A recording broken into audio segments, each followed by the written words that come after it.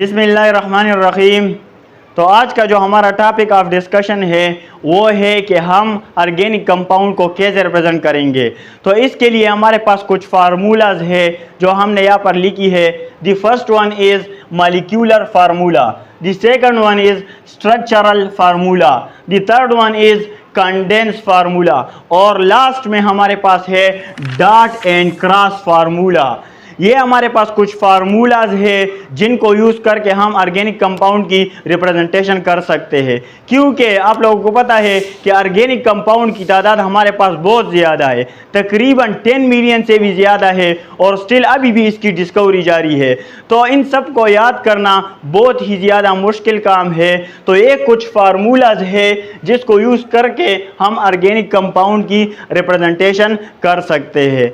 सबसे पहले हम डिस्कस करते हैं मॉलिक्यूलर फार्मूला को कि मॉलिक्यूलर फार्मूला हमारे पास क्या होता है। तो यहाँ पर हमने इसकी डिफिनीशन लिखी है कि molecular formula are those formula which represent the actual number of atom in a molecule of organic compound. अब इसका मतलब क्या है कि वो फार्मूला जो हमें बताता है कि हमारे पास नंबर ऑफ एटम कितने हैं, एक मॉलिक्यूल के अंदर हमारे पास नंबर ऑफ एटम कितने हैं और वो एटम जो है वो कौन से एटम है, मीन्स के कौन से एटम मौजूद है और उनकी नंबरिंग कितनी है, कि उनकी तादाद कितनी है। तो ये हमारे पास ये दो किस्म की इंफॉर्मेशन हमें मॉलिक्यूलर फार्मूला प्रोवाइड करते हैं। तो हम कह सकते हैं कि ऐसा फार्मूला जो हमें नंबर ऑफ एटम के बारे में बताता है और वो एटम कौन से है, तो इस किस्म के फार्मूला को हम नाम देते हैं मॉलिक्यूलर फार्मूला। हमारे पास यहाँ पर एग्जाम्पल गिवन है, प्रोपेन है। प्रोपेन तो आप लोग यहाँ पर देख सकते हैं कि कार्बन एटम हमारे पास कितने हैं, 3 हमारे पास कार्बन एटम है। हाइड्रोजन हमारे पास कितने हैं, 8 हमारे पास हाइड्रोजन एटम है। तो ये दो किस्म की इंफॉर्मेशन हमें मॉलिक्यूलर फार्मूला प्रोवाइड करते हैं। सो दैट्स व्हाई इसको हम मॉलिक्यूलर फार्मूला कहते हैं। यहाँ पर भी आप लोग देख सकते हैं कार्बन एटम कितने हैं, कार्बन एटम हमारे पास 4 है। हाइड्रोजन एटम कितने हैं, हमारे पास 12 है। तो इस किस्म के फार्मूला को जो हमें नंबर ऑफ एटम के बारे में और वो एटम कौन से है, मीन के यहाँ पर कार्बन और हाइड्रोजन है, तो इस किस्म के फार्मूले को हम मॉलिक्यूलर फार्मूला कहते हैं। Again I am telling you formula which represent the actual number of atom in a molecule of organic compound is called molecular formula. यानी कि वो फार्मूला जो हमें दो किस्म की इंफॉर्मेशन प्रोवाइड करता है, तो उस फार्मूले को हम नाम देते हैं मॉलिक्यूलर फार्मूला। नेक्स्ट हमारे पास है स्ट्रक्चरल फार्मूला। जैसे कि नेम से भी इंडिकेट करता है कि स्ट्रक्चरल, हमारे पास ऐसा किस्म का फार्मूला जो हमें अरेंजमेंट ऑफ एटम के बारे में बताए। यहाँ पर मॉलिक्यूलर फार्मूले में हम नंबर ऑफ एटम और वो एटम कौन से है, अब ये जो एटम है यानी कि कार्बन है, हाइड्रोजन है, इसकी अरेंजमेंट कैसी है, ये किस तरह अरेंज है। तो अरेंजमेंट के बारे में जो फार्मूला हमें इंफॉर्मेशन प्रोवाइड करता है उस फार्मूले को हम स्ट्रक्चरल फार्मूला कहते हैं। अब यहाँ पर आप लोग देख सकते हैं कि कार्बन हमारे पास कितने हैं, कार्बन हमारे पास 3 है। तो हम यहाँ पर कार्बन की चेन बना लेते हैं, कार्बन नंबर 1, कार्बन नंबर 2 और कार्बन नंबर 3। तो यहाँ पर हमारे पास 3 कार्बन एटम है और 8 हाइड्रोजन एटम है। अब हाइड्रोजन एटम कैसे अरेंज है, तो इस किस्म के फार्मूले को हम स्ट्रक्चरल फार्मूला कहते हैं, जिसमें अरेंजमेंट ऑफ एटम के बारे में हमें इंफॉर्मेशन मिलती है। अब यहाँ पर कार्बन की वैलेंसी कितनी है, 4 वैलेंसी है, 4 बॉन्ड बनाता होता है। तो यहाँ पर भी एक हाइड्रोजन, यहाँ पर भी एक हाइड्रोजन, यहाँ पर भी एक हाइड्रोजन। इस कार्बन को हम टर्मिनल कार्बन कहते हैं। टर्मिनल कार्बन मीन कि जो इन पर कार्बन मौजूद होता है उस कार्बन को हम टर्मिनल कार्बन का नाम देते हैं, और जो सेंटर में मौजूद होता है उस कार्बन को हम सेंट्रल कार्बन एटम का नाम देते हैं। अब यहाँ पर आप लोग देख सकते हैं एक हाइड्रोजन, दूसरा हाइड्रोजन और ये तीसरा हाइड्रोजन। यहाँ पर इसने एक इलेक्ट्रॉन इस हाइड्रोजन के साथ, एक इलेक्ट्रॉन इसके साथ, एक इलेक्ट्रॉन इसके साथ और एक इस कार्बन ने इस कार्बन के साथ शेयर किया हुआ है। तो इसका ऑक्टेट हमारे पास कंप्लीट हो चुका है। इसी तरह हमारे पास ये कार्बन है, तो एक इलेक्ट्रॉन इसके साथ, इस कार्बन के साथ, एक इलेक्ट्रॉन इस कार्बन के साथ और एक इस हाइड्रोजन के साथ, एक नीचे वाले हाइड्रोजन के साथ इलेक्ट्रॉन शेयर किया हुआ है। और इस कार्बन पर भी हमारे पास 3 हाइड्रोजन अटैच है। हमने कहा कि टर्मिनल कार्बन पर हमारे पास 3 हाइड्रोजन अटैच होते हैं और सेंट्रल कार्बन पर हमारे पास 2 हाइड्रोजन अटैच होते हैं। तो क्यों ऐसा क्यों होता है? क्योंकि यहाँ पर हमने कहा कि कार्बन की वैलेंसी 4 होती है, तो ये क्या करेगा, अपनी वैलेंसी को कंप्लीट करेगा, अपना आउटर मोस्ट शेल कंप्लीट करेगा। तो कंप्लीट करने के लिए ये एक बॉन्ड इस हाइड्रोजन के साथ बनाता है, एक बॉन्ड इसके साथ, एक बॉन्ड इसके साथ और एक बॉन्ड ये कार्बन इस कार्बन के साथ बनाता है। तो इसका ऑक्टेट हमारे पास कंप्लीट हो जाता है। इसी तरह सेंट्रल कार्बन एटम हमारे पास एक बॉन्ड इस हाइड्रोजन के साथ और एक बॉन्ड नीचे वाले हाइड्रोजन के साथ, एक बॉन्ड इस कार्बन के साथ, एक बॉन्ड इस कार्बन के साथ। तो हमारे पास इसकी वैलेंसी भी हमारे पास पूरी हो जाती है, इसका ऑक्टेट हमारे पास कंप्लीट हो जाता है। Same is the case for this carbon atom. यहाँ पर एक बॉन्ड इस हाइड्रोजन के साथ, एक बॉन्ड इस हाइड्रोजन के साथ और एक बॉन्ड इस हाइड्रोजन के साथ बनाया हुआ है, इसका भी हमारे पास ऑक्टेट कंप्लीट है। तो ऐसा किस्म का फार्मूला जो हमें अरेंजमेंट ऑफ एटम के बारे में इंफॉर्मेशन प्रोवाइड करे, इस किस्म के फार्मूले को हम स्ट्रक्चरल फार्मूला का नाम देते हैं। यहाँ पर हमारे पास ब्यूटेन है, तो यहाँ पर हम कितने कार्बन चेन बनाएंगे? 4 कार्बन चेन हम बनाएंगे, 4 कार्बन चेन। इसके साथ 3 हाइड्रोजन लगे हुए हैं, इसके साथ 2, इसके साथ 2 और इसके साथ भी 3 हाइड्रोजन लगे हुए हैं। नेक्स्ट हमारे पास है कंडेंस फार्मूला। कंडेंस का मतलब क्या होता है? कंडेंस फार्मूला हमारे पास क्या होता है? तो ऐसा किस्म का फार्मूला है। यहाँ पर हमने इसकी स्टेटमेंट लिखी है कि formula which shows group of atom attach to carbon atom.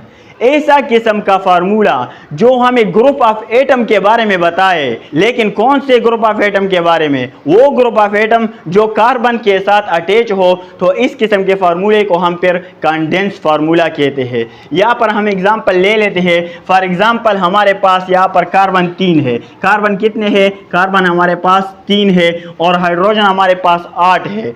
तो यहाँ पर आप लोग देख सकते हैं, ये हमारे पास टर्मिनल कार्बन है। इन पर जो कार्बन होता है उस कार्बन को हम टर्मिनल कार्बन का नाम देते हैं। अब इस कार्बन के साथ कितने ग्रुप ऑफ एटम अटैच है? यहाँ पर हमारे पास 3 हाइड्रोजन एटम अटैच है। तो ऐसा फार्मूला जो हमें ग्रुप ऑफ एटम के बारे में इंफॉर्मेशन प्रोवाइड करे कि कार्बन एटम के साथ कितने ग्रुप ऑफ एटम और कौन से ग्रुप ऑफ एटम अटैच है, तो इस किस्म के फार्मूले को हम नाम देते हैं कंडेंस फार्मूला। कंडेंस फार्मूला क्या है? यहाँ पर आप लोग देख सकते हैं, इस कार्बन के साथ 2 हाइड्रोजन, इसके साथ हमारे पास 3 हाइड्रोजन अटैच है।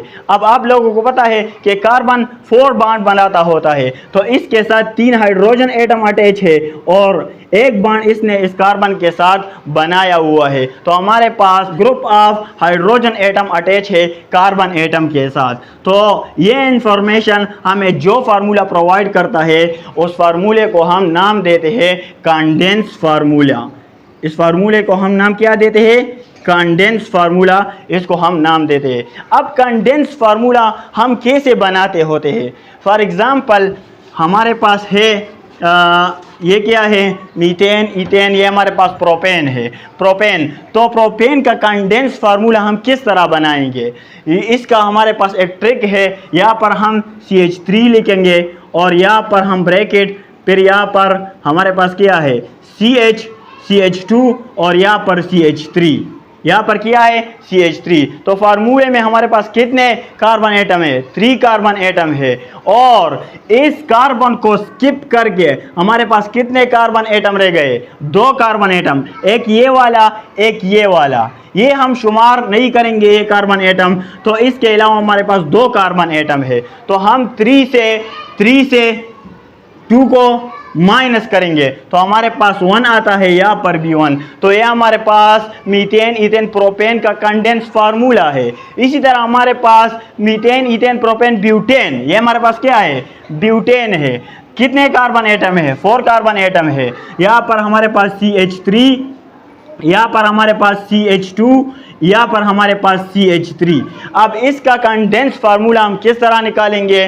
तो सेम कैसे हमारे पास कितने कार्बन एटम है? 4 कार्बन एटम है। तो 4 से हम 2 को मनफी करेंगे, 4 से हम 2 को मनफी करेंगे तो हमारे पास 2, यहाँ पर हम 2 लगाएंगे तो ये हमारे पास कंडेंस फार्मूला है। किस चीज़ का? ब्यूटेन का हमारे पास कंडेंस फार्मूला है। यहाँ पर भी हम स्ट्रक्चरल फार्मूला जो हम बनाएंगे वो हम सबसे पहले कार्बन चेन बनाएंगे, इसके बाद हम हाइड्रोजन एटम को यहाँ पर अटैच करवाएंगे। नेक्स्ट हमारे पास है डॉट एंड क्रॉस फार्मूला। ऐसा फार्मूला ये नेम से भी इंडिकेट करता है, डॉट एंड क्रॉस। ऐसा फार्मूला जो हमें इलेक्ट्रॉन शेयरिंग के बारे में इंफॉर्मेशन प्रोवाइड करता है। तो ऐसे किस्म के फार्मूले को हम डॉट एंड क्रॉस फार्मूला कहते हैं, या इसको हम इलेक्ट्रॉनिक फार्मूला भी कहते हैं, क्योंकि ये फार्मूला हमें इलेक्ट्रॉन शेयरिंग के बारे में इंफॉर्मेशन प्रोवाइड करता है। सो दैट्स व्हाई इसको हम इलेक्ट्रॉनिक फार्मूला भी कहते हैं। यहाँ पर हमने लिखा है कि give information about electron shares as dots and crosses between various atom. Example हमारे पास है प्रोपेन CH3। यहाँ पर आप लोग देख सकते हैं कार्बन कितने बॉन्ड बनाता होता है, 4 बॉन्ड बनाता होता है। तो हमारे पास कार्बन, यहाँ पर ये डॉट, यहाँ पर भी डॉट, यहाँ पर भी डॉट। इसके साथ कितने हाइड्रोजन लगे होते हैं? इसके साथ हमारे पास 3 हाइड्रोजन लगे होते हैं। तो ये हाइड्रोजन, ये हाइड्रोजन और ये हाइड्रोजन, ये डॉट है तो हाइड्रोजन को हम क्रॉस से रिप्रेजेंट करेंगे। ये डॉट है तो हाइड्रोजन को हम क्रॉस से रिप्रेजेंट करेंगे। ये डॉट है तो हाइड्रोजन को हम क्रॉस से रिप्रेजेंट करेंगे। ये हमारे पास क्या है? ये हमारे पास डॉट है तो कार्बन को हम क्रॉस से रिप्रेजेंट करेंगे। ये हमारे पास डॉट है तो इसको हम क्रॉस से रिप्रेजेंट करेंगे। तो इस किस्म के फार्मूले को जिसमें हम इलेक्ट्रॉन को डॉट्स एंड क्रॉस से रिप्रेजेंट करते हैं, इस फार्मूले को हम नाम देते हैं डॉट एंड क्रॉस फार्मूला। यहाँ पर भी हमारे पास सेम केस है। कार्बन को हमने डॉट से रिप्रेजेंट किया हुआ है तो हाइड्रोजन को हम क्रॉस से रिप्रेजेंट करेंगे। यहाँ पर भी क्रॉस से रिप्रेजेंट करेंगे और यहाँ पर भी हाइड्रोजन को हम क्रॉस से, यहाँ पर भी हाइड्रोजन को हम क्रॉस से रिप्रेजेंट करेंगे और यहाँ पर भी हमारे पास सेम केस है, हाइड्रोजन को हम क्रॉस से रिप्रेजेंट करेंगे। तो इस किस्म के फार्मूले को जिसमें हम electron co dot and cross से रिप्रेजेंट करते हैं, तो इस किस्म के फार्मूले co dot and cross formula हम नाम देते हैं। तो ये फार्मूला जो यूज़ होती है वो ऑर्गेनिक कंपाउंड की प्रेजेंटेशन के लिए यूज़ होती है। सो दैट्स व्हाई ये हमारे पास बहुत ही इंपॉर्टेंट फार्मूलाज है। Okay, thanks.